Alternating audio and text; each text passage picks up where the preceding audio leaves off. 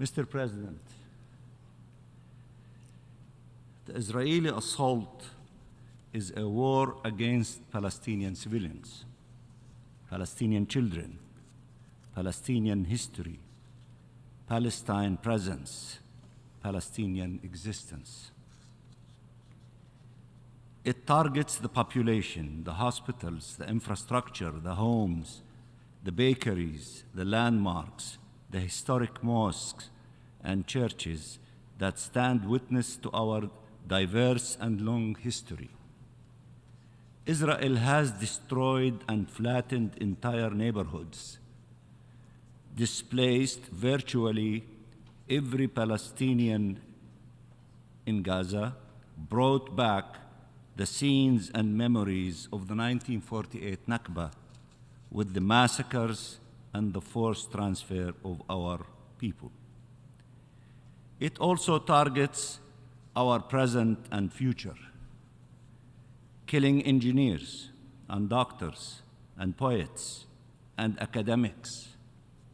It also targets those who could document the crimes and inform the world, the journalists. We mourn one of those journalists, Samer Abu Dagga, wounded in an Israeli drone strike and left to bleed to death for 6 hours, while ambulances were prevented from reaching him.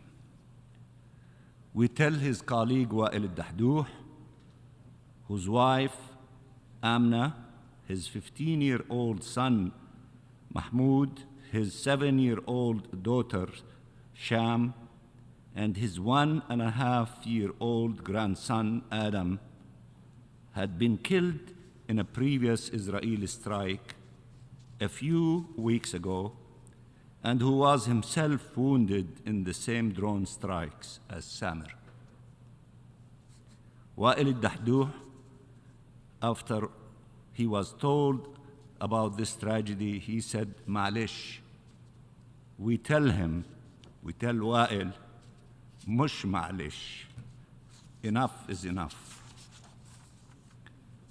This is how Israel conducts its assaults through atrocities, because its goal is not security, not the security of those held captive in Gaza, not the security of the Israeli people, but the destruction and displacement of the Palestinian people, even if that means prolonging the conflict indefinitely.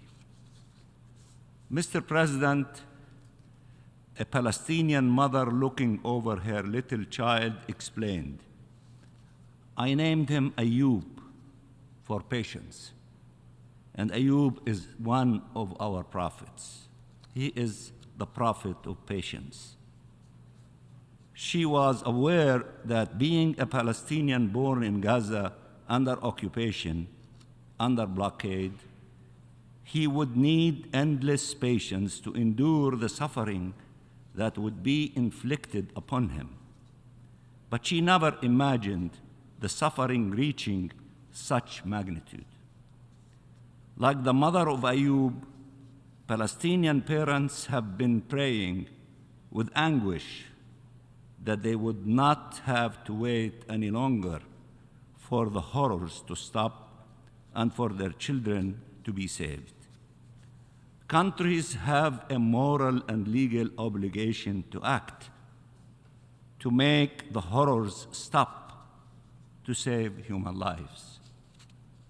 Mr. President, 1 million Palestinian children in Gaza are facing a death sentence that can take effect at any moment.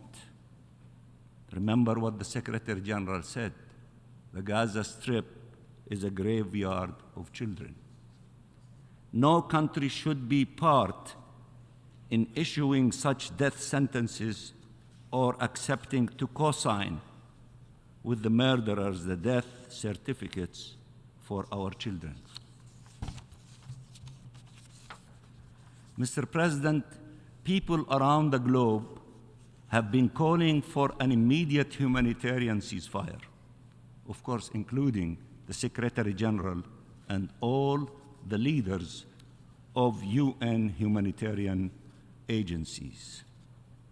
The United Nations, through the Secretary General and all its agencies, have been calling for an immediate humanitarian ceasefire.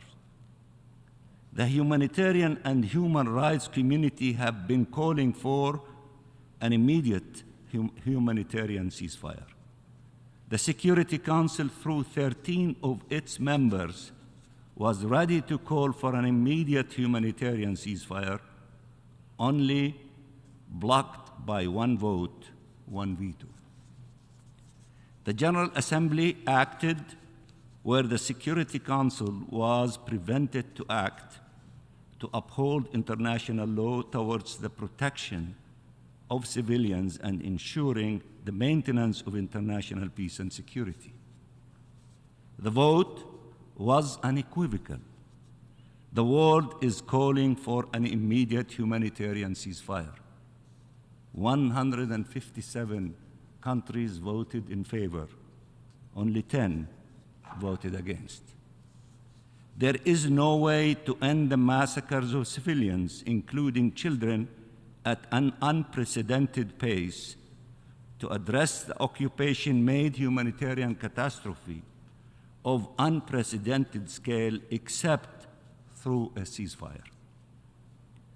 Do you see what our people in Gaza are enduring?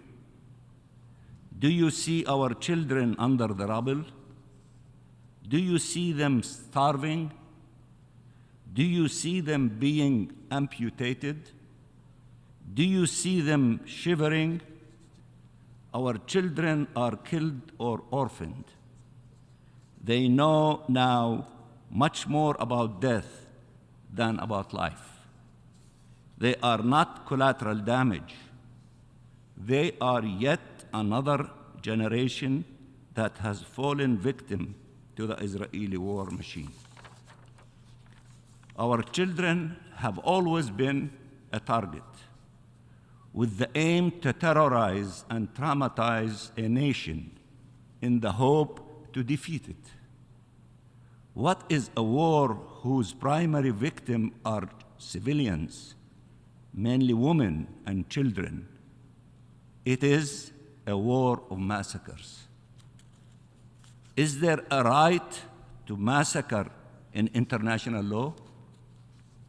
How could anyone defend this war when it has been led through massacres, one day after the other, even today as we sit in this chamber?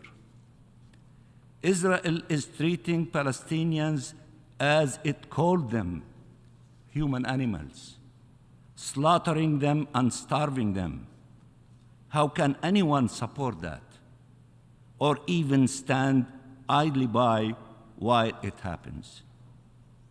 Those who are calling for protecting civilians, for upholding the law of war, for humanitarian assistance and access, while refusing to call for a ceasefire, are delusional at best. Israel has been committing heinous atrocities for over 2 months, in fact 70 days, has been deliberately making Gaza unlivable for human life for over 2 months, has been forcibly displacing 2 million Palestinians for over 2 months.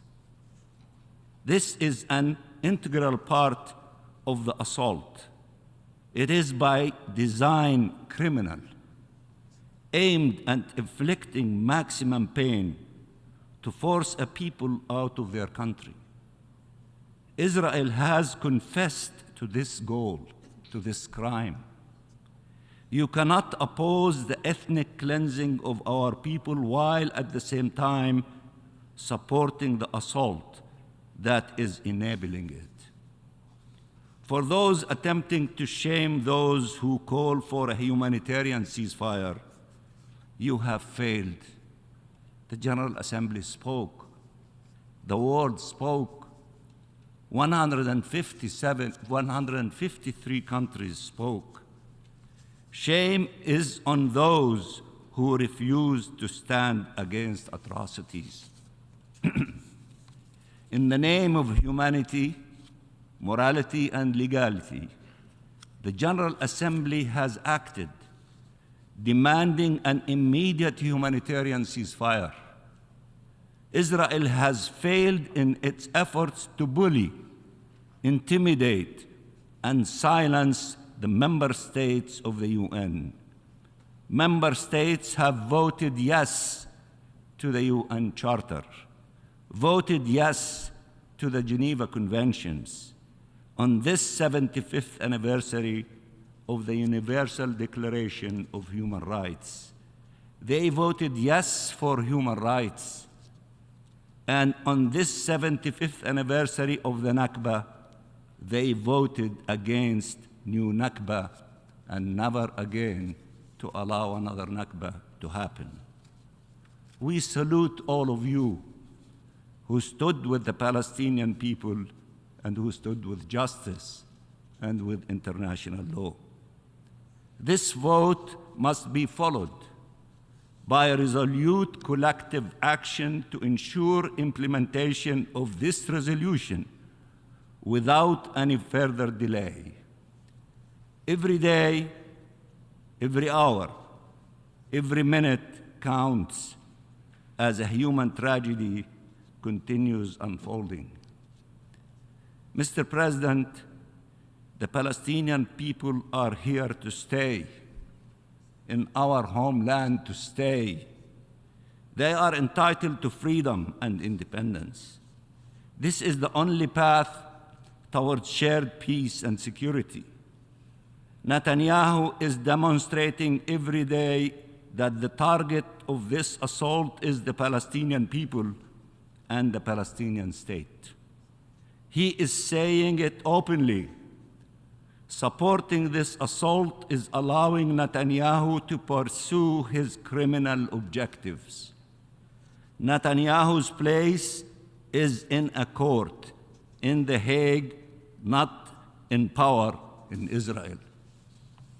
Mr. President, Ayub was killed with his siblings in the bombing of their home by Israel. We all failed him and failed thousands of other children, thousands of women, men, families. We are today to save all those who can still be saved. Every life is sacred, and there is nothing more sacred than the life of a child. Let's save the children of Palestine. For those who say they oppose atrocity, crimes, we ask, is there an exception if it is Israeli committing those crimes, or if the victims are Palestinians? There is no doubt that what is happening in Gaza are atrocity crimes, war crimes, crimes against humanity, and genocide. In the face of such atrocities, there is only one moral position, one defensible position: ceasefire now, ceasefire now, ceasefire now, and stop the genocide. Stop the genocide. Stop the genocide committed against the Palestinian people and their children. And I thank you very much, Mr. President.